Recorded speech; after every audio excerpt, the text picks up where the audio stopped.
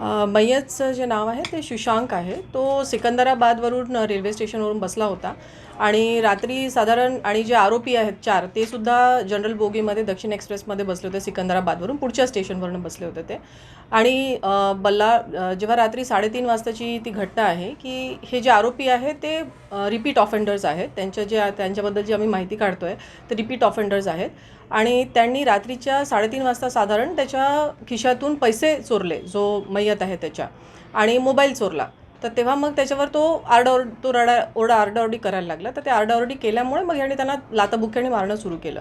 तर आजूबाजूच्या सगळेच लोकांनी ते बघितलेलं आहे. त्याच्यामध्ये सगळे विटनेसेस आहे आणि आम्हाला जशी ही माहिती मिळाली, आम्हाला सकाळी 6:30 वाजता ही माहिती मिळाली आहे की असं 10 वाजता आम्हाला ही माहिती मिळाली आहे. आणि 10 वाजता जशीच आम्हाला ही माहिती मिळाली, आम्ही इमिडिएटली सगळेच्या सगळे जे स्टेशन्स आहेत ते अलर्ट केले. मला DCMनी पण फोन केला होता, आमचे PNनी पण फोन केला होता आणि आम्ही इमिडिएटली सगळे स्टेशन्स अलर्ट केले आणि त्या आरोपींना आम्ही ते ताब्यात राहतील याची आम्ही खात्री केली.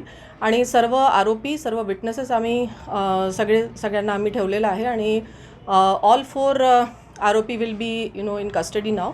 आणि सगळी व्हिडिओग्राफी, फोटोग्राफी, सगळं जे सीन ऑफ क्राईमचं आहे ते झालेलं आहे आणि याच्यामध्ये 100% कन्व्हिक्शन होणार. आरोपी जे आहेत ते सिकंदराबादला राहणारे आहेत आणि ते इथे नागपूरला आले होते. त्यांच्या काही पर्सनल कामाने ते इथे नागपूरला आलेले होते. हे विटनेसेस आहेत याच्यामध्ये आणि त्यांनी सगळ्यांनी घटना बघितली आहे आणि सगळ्यांचं व्हर्जन सेम आहे. आतापर्यंत जे आम्हाला पुढे आम्ही तपास करतोय, पण सेम झालेलं आहे की त्यांना लाथाबुक्क्याने मारलं आहे आणि त्या लाथाबुक्क्याने मारल्यामुळे त्याची मृत्यू झाला आहे.